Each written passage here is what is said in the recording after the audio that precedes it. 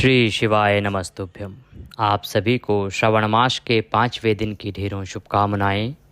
प्रिय भक्तों, आज सावन के महीने का 5वां दिन है और आज हम सुनेंगे श्रवण मास महात्म्य में 5वां अध्याय 5वें दिन का वृतांत। आप प्रतिदिन श्रवण मास महात्म्य सुन रहे हैं, इसका कुछ अंश विश्वेश्वर संहिता से लिया गया है। वही वृतांत हम सुन रहे हैं जहां वर्णन आता है कि आपको किस प्रकार से किस दिन किस माह में किस देवता का पूजन करना चाहिए, क्या विधि है, क्या नियम है। आज अभी हम भगवान शंकर के शिवलिंग के सारे रूप के बारे में जानेंगे। भगवान का जो शिवलिंग है, इसे किस रूप में हमें पूजना चाहिए, किस रूप में पूजने से हमें क्या प्राप्त होता है। साथ ही आप षडलिंग स्वरूप का महात्म्य सुनेंगे और ओंकार तथा स्थूल रूप जो पंचाक्षर मंत्र है उसका विवेचन भी आज की कथा में ही आएगा। यह संपूर्ण वृतांत स्वयं भगवान शंकर द्वारा कहा गया है, जिसे यहाँ सूत जी के माध्यम से वर्णित किया जा रहा है। आइए प्रिय भक्तों, आज का अध्याय आरंभ करते हैं। आपसे निवेदन है कि भगवान की पवित्र महात्म्य का यह वीडियो है तो कृपया वीडियो को एक बार लाइक अवश्य कर दीजिएगा। भगवान शंकर की कृपा प्राप्त करने के लिए कमेंट बॉक्स में अवश्य लिखिएगा जय शिव शंकर या हर हर महादेव। भगवान शंकर अवश्य ही आपकी सभी मनोकामनाएं पूरी करेंगे।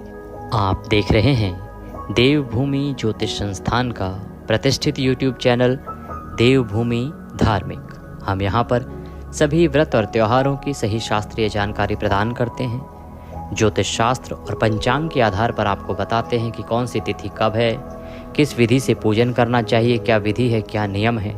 यदि आप सभी व्रत और त्योहारों की सही शास्त्रीय जानकारी प्राप्त करते रहना चाहते हैं तो कृपया चैनल को भी सब्सक्राइब कीजिए तथा बेल आइकन को प्रेस कीजिए। जब आप सब्सक्राइब का बटन दबाएंगे तो वहाँ एक घंटी का निशान दिखाई देगा, उसको अवश्य दबाइएगा, तभी आपको हमारे सारे वीडियोस प्राप्त होंगे, अन्यथा आपसे जानकारी छूट जाएगी। तो कृपया चैनल को सब्सक्राइब करें और बेल आइकन को प्रेस करें। आइए प्रिय भक्तों, आरंभ करते हैं आज का अध्याय।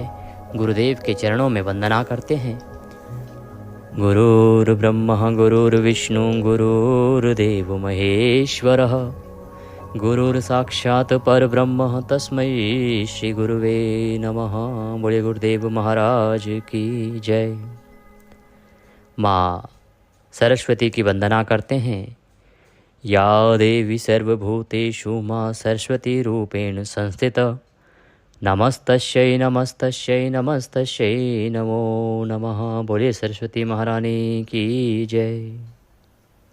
प्रथम पूज्य गणेश जी महाराज को प्रणाम करते हैं। भगवान शंकर माता पार्वती को प्रणाम करते हैं। बोले शंकर भगवान की जय। बोले श्रवण मास की जय। बोले श्रवण महात्म्य की जय। बोले सब संगत की जय। आप सभी दर्शकों को, आप सभी श्रोताओं को मेरा नमस्कार।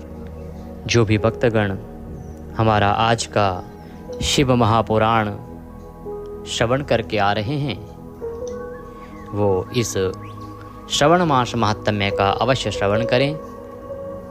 इससे पहले हमने अभी पढ़ा था शिव महापुराण का आज का अध्याय, जिसमें बड़ा ही पावन, पुनीत और मनोरम तथा शिक्षाप्रद प्रसंग आया। देवर्षि नारद किस प्रकार से वानर मुख होते हैं, उनके अहंकार को किस प्रकार से भगवान चूर्ण करते हैं और कैसे उनको अपनी गलतियों का एहसास होता है। फिर वो किस प्रकार से पाप से छुटकारा पाने के लिए, नरक की यातनाओं से बचने के लिए भगवान शंकर की आराधना का सहारा लेते हैं। बड़ा ही सुंदर वृतांत है और शिक्षाप्रद भी है। बहुत कुछ आपको सीखने को मिलेगा। यदि आपने आज का शिव महापुराण का अध्याय नहीं सुना है तो अवश्य ही उसे श्रवण कीजिए। चैनल पर अपलोड हो चुका है, क्योंकि इससे पहले हम उसे कर चुके हैं। आइए अब हम आरंभ करते हैं आज का श्रवण मास महात्म्य। सूत जी कहते हैं कि ये सारा चराचर जगत बिंदु नाद स्वरूप है। बिंदु शक्ति है और नाद शिव है। इस तरह यह जगत शिव शक्ति स्वरूप ही है। नाद बिंदु का और बिंदु इस जगत का आधार हैं। ये बिंदु और नाद शक्ति और शिव संपूर्ण जगत के आधार रूप से स्थित हैं। बिंदु और नाद से युक्त सब कुछ शिव स्वरूप है, क्योंकि वही सबका आधार है। आधार में ही आधेय का समावेश अथवा लय होता है, यही सकलीकरण है। इस सकलीकरण की स्थिति से ही सृष्टि काल में जगत का प्रादुर्भाव होता है, इसमें संशय नहीं है। शिवलिंग बिंदु नाद स्वरूप है, अतः उसे जगत का कारण बताया गया है। बिंदु देव है और नाद शिव। इन दोनों का जो संयुक्त रूप है वो शिवलिंग कहलाता है। अतः जन्म के संकट से छुटकारा पाने के लिए शिवलिंग की पूजा करनी चाहिए। बिंदु रूपा देवी उमा माता हैं और नाद स्वरूप भगवान शिव पिता। इन माता पिता के पूजित होने से परमानंद की प्राप्ति होती है। अतः परमानंद का लाभ लेने के लिए शिवलिंग का विशेष रूप से पूजन करना चाहिए। देवी उमा जगत की माता हैं और भगवान शिव जगत के पिता। जो इनकी सेवा करता है उस पुत्र पर इन दोनों माता पिता की कृपा नित्य अधिकाधिक बढ़ती रहती है। वे पूजक पर अर्थात पूजा करने वाले पर कृपा करके उसे अपना आंतरिक ऐश्वर्य प्रदान करते हैं।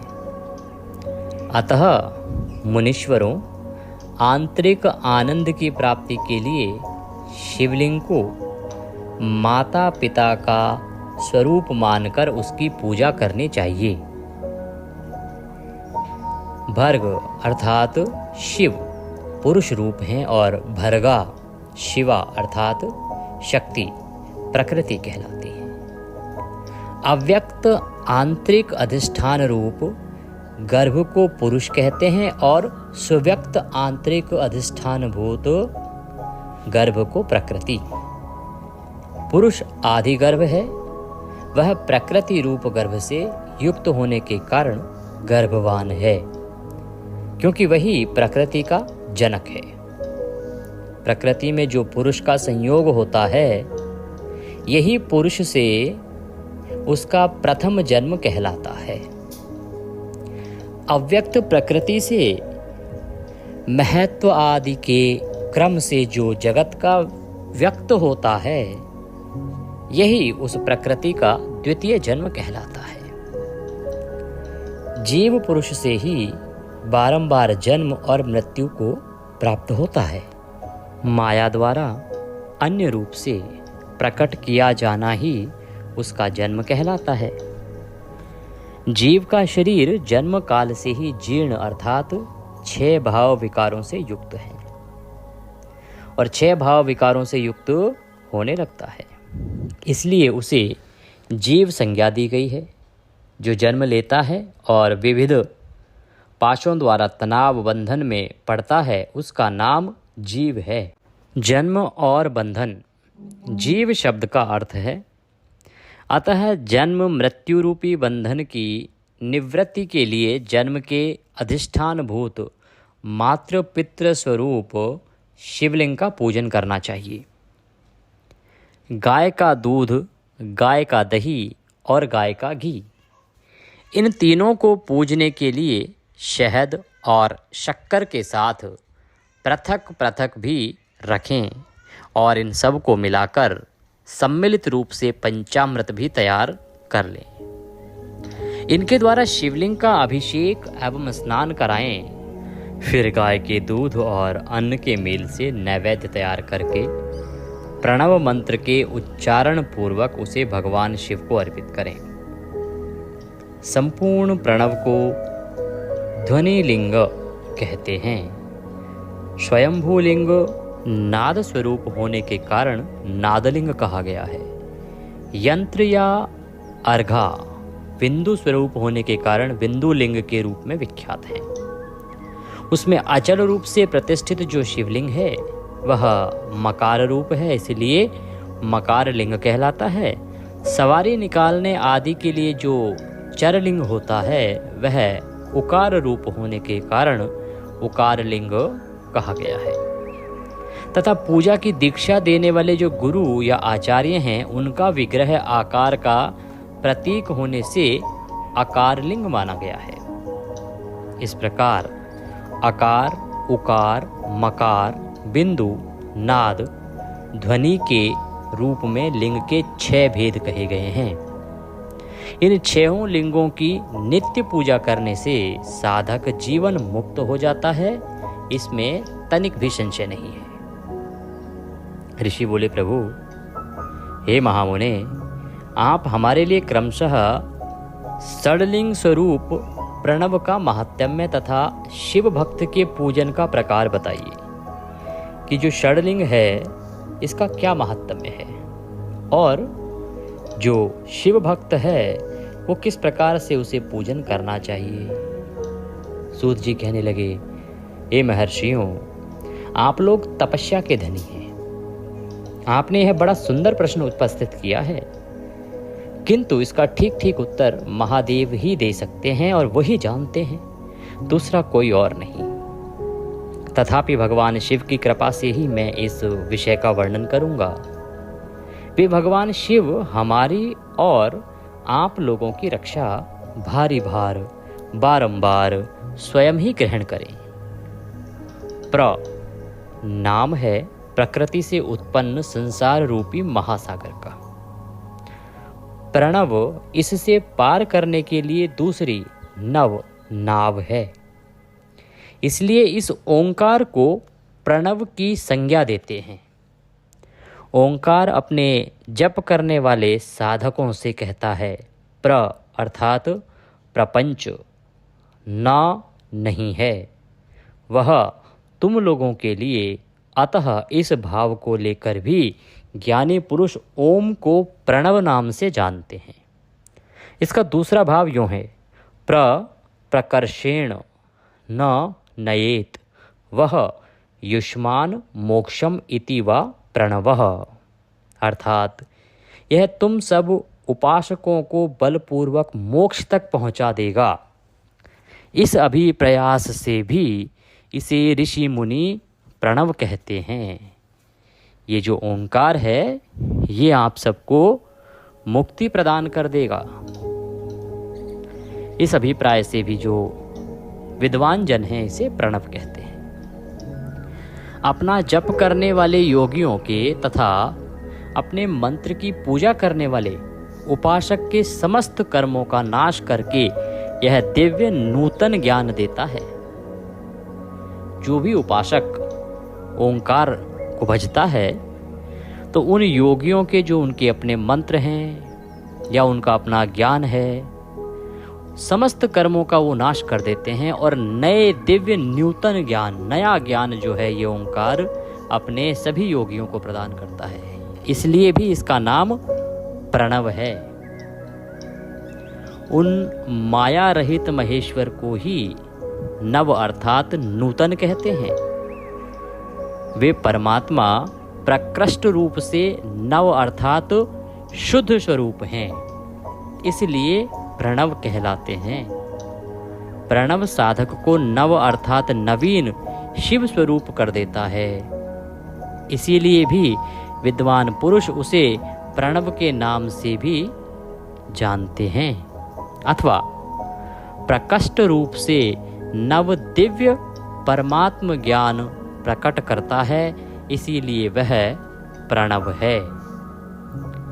प्रणव के 2 भेद बताए गए हैं, स्थूल और सूक्ष्म। एक अक्षर रूप जो ओम है उसे सूक्ष्म प्रणव जानना चाहिए और नमः शिवाय इस 5 अक्षर वाले मंत्र को स्थूल प्रणव समझना चाहिए। जिसमें 5 अक्षर व्यक्त नहीं हैं वह सूक्ष्म है और जिसमें 5 अक्षरों सुस्पष्ट रूप से व्यक्त होते हैं वह स्थूल है। जीवन मुक्त पुरुष के लिए सूक्ष्म प्रणव के जप का विधान है, वही उसके लिए समस्त साधनों का सार है।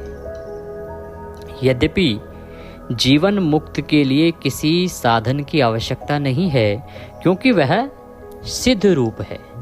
तथापि दूसरों की दृष्टि में जब तक उसका शरीर रहता है तब तक उसके द्वारा प्रणव जप की सहज साधना स्वतः होती रहती है।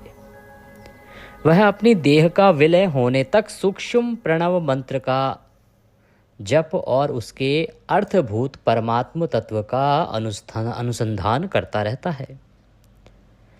जब शरीर नष्ट हो जाता है तब वह पूर्ण ब्रह्म रूप शिव को प्राप्त कर लेता है। यह सुनिश्चित बात है।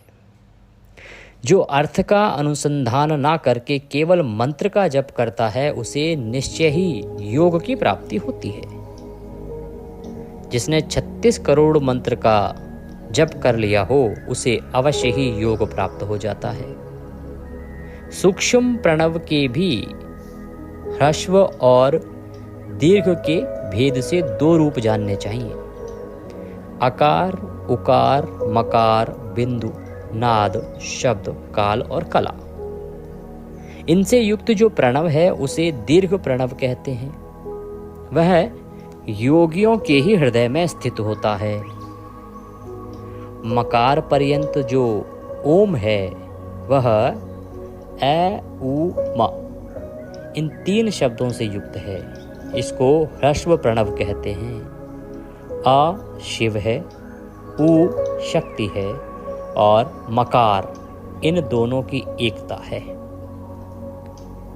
वह त्रितत्व रूप है। ऐसा समझकर ह्रस्व प्रणव का जप करना चाहिए। जो अपने समस्त पापों का क्षय करना चाहते हैं उनके लिए इस ह्रस्व प्रणव का जप अत्यंत आवश्यक है।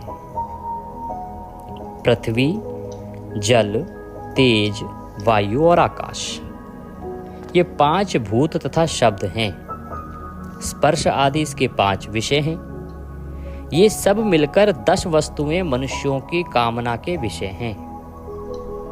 इनकी आशा मन में लेकर जो कर्मों के अनुष्ठान में संलग्न होते हैं वे 10 प्रकार के पुरुष प्रवृत्त अथवा प्रवृत्ति मार्गी कहलाते हैं। तथा जो निष्काम भाव से शास्त्र विहित कर्मों का अनुष्ठान करते हैं वे निवृत्त अर्थात अथवा निवृत्ति मार्गी कहे गए हैं। प्रवृत्त पुरुषों को ह्रस्व प्रणव का ही जप करना चाहिए और निवृत्त पुरुषों को दीर्घ प्रणव का ही जप करना चाहिए। व्याहृतियों तथा अन्य मंत्रों के आदि में इच्छानुसार शब्द और कला से युक्त प्रणव का उच्चारण करना चाहिए। वेद आदि में और दोनों संध्याओं की उपासना के समय भी ओंकार का उच्चारण करना चाहिए। प्रणव का 9 करोड़ जप करने से मनुष्य शुद्ध हो जाता है। ओंकार का फिर 9 करोड़ का जप करने से वह पृथ्वी तत्व पर विजय पा लेता है। तत्पश्चात पुनः 9 करोड़ का जप करके वह जल तत्व को जीत लेता है। पुनः फिर 9 करोड़ का अगर वो जप करेंगे तो उससे अग्नि तत्व पर विजय प्राप्त हो जाती है।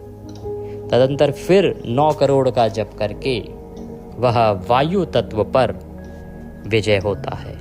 फिर 9 करोड़ जप से आकाश को अपने अधिकार में कर लेता है। इसी प्रकार 9 करोड़ का जप करके वह क्रमशः गंध, रस, रूप, स्पर्श, शब्द पर विजय पाता है। इसके बाद फिर 9 करोड़ का जप करके अहंकार को भी जीत लेता है। इस तरह 108 करोड़ प्रणव का जप करके उत्कृष्ट बोध को प्राप्त हुआ पुरुष शुद्ध योग का लाभ करता है। शुद्ध योग से युक्त होने पर वह जीवन मुक्त हो जाता है।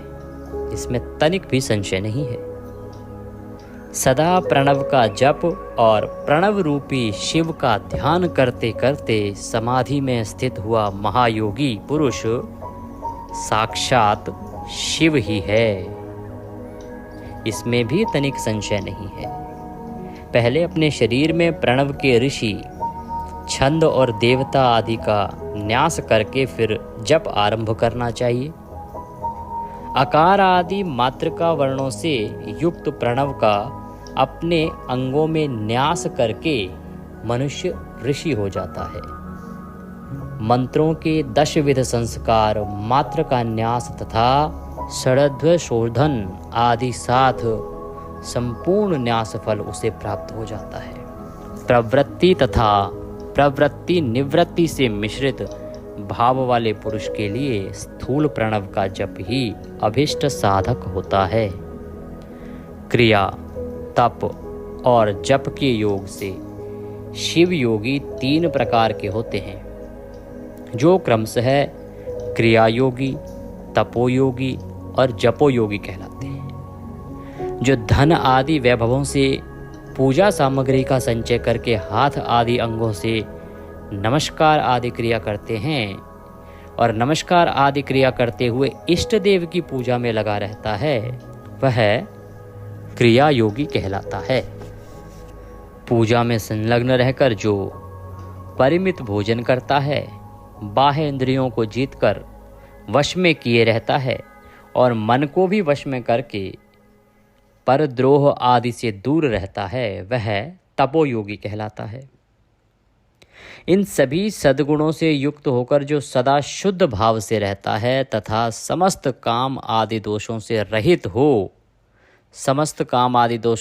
हो, शांत चित्त से निरंतर जप किया करता है, उसे महात्मा पुरुष जप योगी मानते हैं।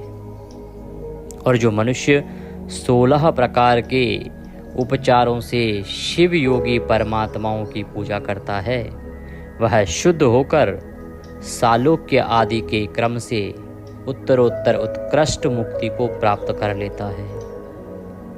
हे द्विजों, अब मैं जप योग का वर्णन करता हूँ। तुम सब लोग ध्यान देकर सुनो। तपस्या करने वाले के लिए जप का उपदेश किया गया है, क्योंकि वह जप करते करते अपने आप को सर्वथा शुद्ध निष्पाप कर लेता है। ब्राह्मणों, पहले नमः पद हो, उसके बाद चतुर्थी विभक्ति में शिव शब्द हो तो पंच तत्वात्मक नमः शिवाय मंत्र होता है। इसे शिव पंचाक्षर कहते हैं। यह स्थूल प्रणव रूप है। इस पंचाक्षर के जप से ही मनुष्य संपूर्ण सिद्धियों को प्राप्त कर लेता है। पंचाक्षर मंत्र के आदि में ओंकार लगाकर ही इस सदा उसका जप करना चाहिए। द्विजों, गुरु के मुख से पंचाक्षर मंत्र का उपदेश पाकर जहाँ सुखपूर्वक निवास किया जा सके, ऐसी उत्तम भूमि पर महीने के पूर्व पक्ष अर्थात शुक्ल पक्ष में प्रतिपदा से आरंभ करके कृष्ण पक्ष की चतुर्दशी तक निरंतर जप करते रहना चाहिए। माघ और भादों के महीने अपना विशिष्ट महत्व रखते हैं। यह समय सब समयों से उत्तमोत्तम माना गया है। साधक को चाहिए कि वह प्रतिदिन एक बार परिमित भोजन करे और मौन रहे, इंद्रियों को वश में रखे, अपने स्वामी एवं माता पिता की नित्य सेवा करे। इस नियम से रहकर जप करने वाला पुरुष एक सहस्त्र जप से ही शुद्ध हो जाता है, अन्यथा वह ऋणी होता है। भगवान शिव का निरंतर चिंतन करते हुए पंचाक्षर मंत्र का 5 लाख जप करें। जप काल में इस प्रकार ध्यान करें। कल्याणदाता भगवान शिव कमल के आसन पर विराजमान हैं। उनका मस्तक श्री गंगा जी तथा चंद्रमा की कला से सुशोभित है। उनकी बाईं जांघ पर आदिशक्ति भगवती उमा बैठी हैं।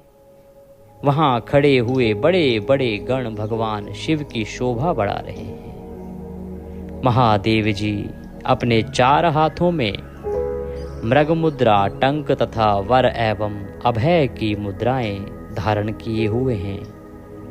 इस प्रकार सदा सब पर अनुग्रह करने वाले भगवान सदाशिव का बारंबार स्मरण करते हुए हृदय अथवा सूर्य मंडल में पहले उनकी मानसिक पूजा करके फिर पूर्वाभिमुख होकर पूर्वोक्त पंचाक्षरी विद्या का जप करें, उन दिनों साधक सदा शुद्ध कर्म ही करे और दुष्कर्म से बचे।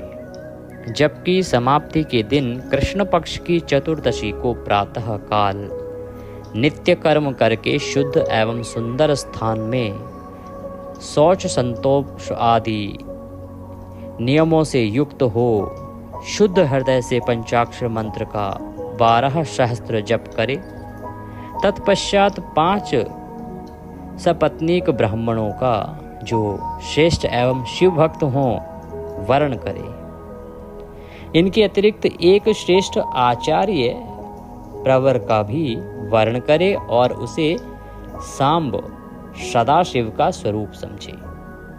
ईशान, तत्वपुरुष, अघोर, वामदेव तथा सद्योजात, इन 5 के प्रतीक रूप 5 ही श्रेष्ठ और शिवभक्त ब्राह्मणों का वर्ण करने के पश्चात पूजन सामग्री को एकत्र करके भगवान शिव का पूजन आरंभ करें। विधि पूर्वक शिव की पूजा संपन्न करके होम आरंभ करें। अपने गृह सूत्र के अनुसार सुखांत कर्म करके अर्थात परिसमोहन, उपलेपन, उल्लेखन, मृद, उद्धरण और अभ्युक्षण, इन 5 भू संस्कारों के पश्चात वेदी पर स्वाभिमुख अग्नि को स्थापित करके कुशकंडिका के अनंत प्रज्वलित अग्नि में आज भागांत आहुति देकर प्रस्तुत होम का कार्य आरंभ करें। कपिला गाय के घी से 11, 101 अथवा 1001 आहुतियाँ स्वयं ही दें अथवा विद्वान पुरुष शिवभक्त ब्राह्मणों से 108 आहुतियाँ दिलाएं। होम कर्म समाप्त होने पर गुरु को दक्षिणा के रूप में एक गाय और बैल देने चाहिए। ईशान आदि के प्रतीक रूप जिन 5 ब्राह्मणों का वर्णन किया गया है उनको ईशान आदि का स्वरूप ही समझें तथा आचार्य को सांब सदाशिव का स्वरूप माने। इसी भावना के साथ उन सब के चरण धोएं और उनके चरणोदक से अपने मस्तक को सींचें। ऐसा करने से वह साधक अनगिनत तीर्थों में तत्काल स्नान करने का फल प्राप्त कर लेता है। उन ब्राह्मणों को भक्ति पूर्वक दशांश अन्न देना चाहिए। गुरु पत्नी को पराशक्ति मानकर उनका भी पूजन करें। ईशान आदि क्रम में उन सभी ब्राह्मणों का उत्तम अन्न से पूजन करके अपने वैभव विस्तार के अनुसार रुद्राक्ष, वस्त्र, बड़ा और पुआ आदि अर्पित करें। तदंतर दिक्पाल आदि को बलि देकर ब्राह्मणों को भरपूर भोजन कराएं। इसके बाद देवेश्वर शिव से प्रार्थना करके अपना जप समाप्त करें। इस प्रकार पुरस्चरण करके मनुष्य उस मंत्र को सिद्ध कर लेता है। फिर 5 लाख जप करने से समस्त पापों का नाश हो जाता है। तदंतर पुनः 5 लाख जप करने पर अतल से लेकर सत्यलोक तक 14 भुवनों पर क्रमशः अधिकार प्राप्त हो जाता है। यदि अनुष्ठान पूर्ण होने के पहले बीच में ही साधक की मृत्यु हो जाए तो वह परलोक में उत्तम भोग भोगने के पश्चात पुनः पृथ्वी पर जन्म लेकर पंचाक्षर मंत्र के जप का अनुष्ठान करता है। समस्त लोकों का ऐश्वर्य पाने के पश्चात वह मंत्र को सिद्ध करने वाला पुरुष यदि पुनः 5 लाख जाप कर ले तो उसे 5 लाख जप करने से सारूप्य नामक ऐश्वर्य प्राप्त होता है। 100 लाख जाप करने से वह साक्षात ब्रह्मा के समान हो जाता है। इस तरह कार्य ब्रह्म हिरण्यगर्भ का सायुज्य प्राप्त करके वह उस ब्रह्मा का प्रलय होने तक उस लोक में यथेष्ट भोग भोगता है। फिर दूसरे कल्प का आरंभ होने पर वह ब्रह्मा जी का पुत्र होता है। उस समय फिर तपस्या करके दिव्य तेज से प्रकाशित हो वह क्रमशः मुक्त हो जाता है। पृथ्वी आदि कार्यस्वरूप भूतों द्वारा पाताल से लेकर सत्यलोक पर्यंत ब्रह्मा जी के 14 लोक क्रमशः निर्मित हुए हैं। सत्यलोक से ऊपर क्षमालोक तक जो 14 भुवन हैं वे भगवान विष्णु के लोक हैं। क्षमालोक से ऊपर सूचिलोक पर्यंत 28 भुवन स्थित हैं। सूचिलोक के अंतर्गत कैलाश में प्राणियों का संहार करने वाले रुद्रदेव विराजमान हैं। सूचिलोक से ऊपर अहिंसा लोक पर्यंत 56 भुवनों की स्थिति है और अहिंसा लोक का आश्रय लेकर जो ज्ञान कैलाश नामक नगर शोभा पाता है उसमें कार्यभूत महेश्वर सबको अदृश्य करके रहते हैं। अहिंसा लोक के अंत में काल चक्र की स्थिति है। यहाँ तक महेश्वर के विराट स्वरूप का वर्णन किया गया है। वहीं तक लोकों का तिरोधान अथवा लय होता है। उससे नीचे कर्मों का भोग है और उससे ऊपर ज्ञान का भोग है। उसके नीचे कर्म माया है और उसके ऊपर ज्ञान माया है। अब मैं कर्म माया और ज्ञान माया का तात्पर्य आपको समझाता हूँ। यह वर्णन आएगा कल के अध्याय में कि ज्ञान माया क्या है और कर्म माया क्या है, मनुष्य पर इसका किस प्रकार से प्रभाव होता है और किस प्रकार से यह आपके पाप पुण्यों का निर्धारण करती हैं और आपके जीवन को खुशियों या गमों से भरती हैं। इनका सीधा प्रभाव किस प्रकार से आपके जीवन पर पड़ता है, यह वृतांत हम कल के अध्याय में श्रवण करेंगे। बोलिए शंकर भगवान की जय। वीडियो थोड़ा सा भी अच्छा लगा हो तो कृपया एक बार लाइक अवश्य कर दीजिएगा। भगवान शंकर की कृपा प्राप्त करने के लिए कमेंट बॉक्स में लिखिएगा जय शिव शंकर। ये जो अभी अध्याय चल रहे हैं 1-2 दिन का वृतांत, इसमें क्योंकि कुछ ज्ञान की बातें आ रही हैं जो सिद्धि से संबंधित हैं, मंत्रों की सिद्धि से संबंधित हैं, तो हो सकता है कि ये थोड़े थोड़े समय पर आपको बोर करने लगे, परंतु ये बहुत महत्वपूर्ण वृतांत हैं। और क्योंकि हम अध्याय सुनाते हैं, हम मनोरंजन नहीं करते, इसीलिए क्षमा कीजिएगा कि जो अध्याय में वृतांत आएगा वह हमें सुनाना पड़ता है। केवल मनोरंजन के माध्यम से हम कथा यहाँ नहीं पढ़ सकते। तो ये आवश्यक जानकारियाँ हैं और अभी शायद 1-2 अध्याय और हैं जिनमें इसी प्रकार की गूढ़ रहस्य की जानकारी होगी। मंत्रों की सिद्धि, भगवान की प्राप्ति और अमुक अमुक देवताओं का पूजन, पृथ्वी पर पूजन कैसे करें, ये सब वर्णन अभी आएंगे। प्रतिदिन की पूजा कैसे करें, ये सब वर्णन हैं जो अभी आने हैं। और उसके बाद इसमें कथाओं से संबंधित जो घटनाएं घटित हुई हैं उनका वर्णन आएगा। तो जुड़े रहिए हमारे साथ और श्रवण करते रहिए श्रवण मास महात्म्य में। अब हम आगे बढ़ेंगे और अब आपके लिए सुनाएंगे चातुर्मास महात्म्य, जिसमें भगवान मधुसूदन का वर्णन चल रहा है। तो इस वीडियो को भी आप अवश्य देखिएगा। इस वीडियो में यहाँ हम सुना रहे थे श्रवण मास महात्म्य 5वें दिन की कथा, 5वां अध्याय पूर्ण होता है। जय शिव शंकर।